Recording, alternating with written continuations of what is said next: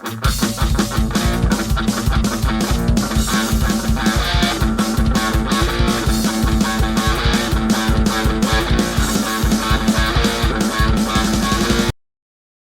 back to the channel's Super Academico and Blue Eye Patch Gamer.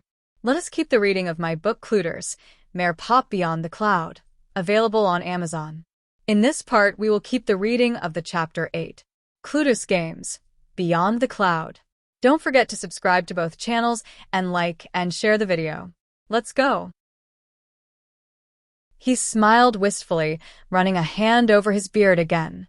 I called his attention by asking, "Professor, do you think it was your involvement with the new technologies in the cloud that allowed you to receive your messages from the future?" "I think something like that, Meire. But that doesn't explain our dreams, Uncle Mello." "I know, Marcos. That's why I'm here wondering if I let you try out a MIT prototype in my car." "Professor, I think that your decision has already been made because if your theory is correct and it's the contact with the technology that releases the access, then it means that we will certainly use it." "It may be, Meire. But remember that I started getting the messages after using the device, and you have never used and already received the messages." "It's true." I nodded. "Perhaps what happens on the other side of the broadcast is that it's affected by access to such a device," added Leandro. "Well, whatever, I think exploiting this whole madness is more important than my stealth agreement." We all vibrated with enthusiasm, because finally we would know the first visual of what would become the neuro-internet.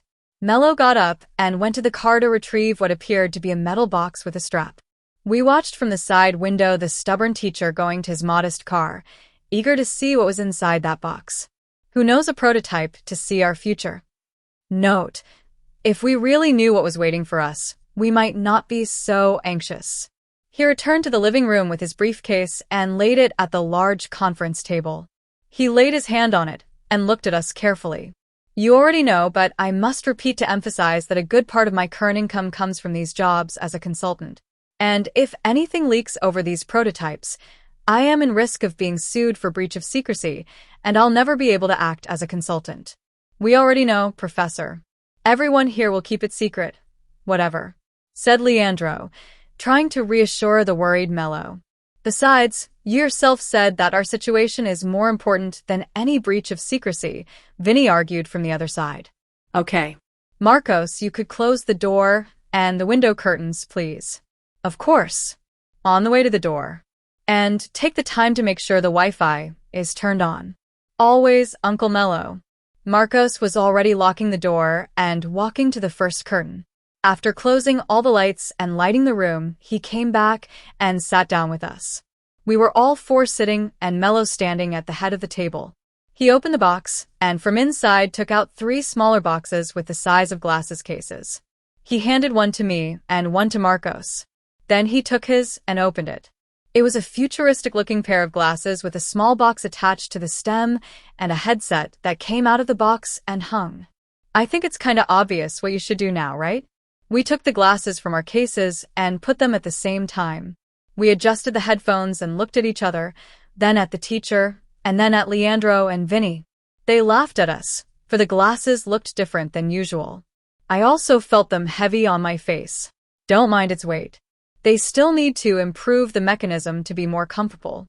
"I don't see anything different, Uncle Mello." Let me turn the console on." He took from the main box a small notebook-sized router with a folding antenna. He pressed a silver button on the side of the machine. Some green lights started blinking, indicating the startup. At the same time, in the lenses of our glasses appeared the bar to load the Wi-Fi, very similar to those of our computers, tablets, and cell phones. After the initialization, I could feel a slight pressure in my ear, like an echo. The spectacle lenses began to blur. The translucent bluish gave way to a translucent gray.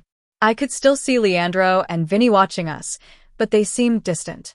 Mello had sat on the headboard and stood motionless. Marcos also seemed to be just awaiting. I could hear, as if I were far away, the teacher's voice saying, "Just a little bit, boys." Suddenly the echo in my ear was far off, as if it were on a mountaintop.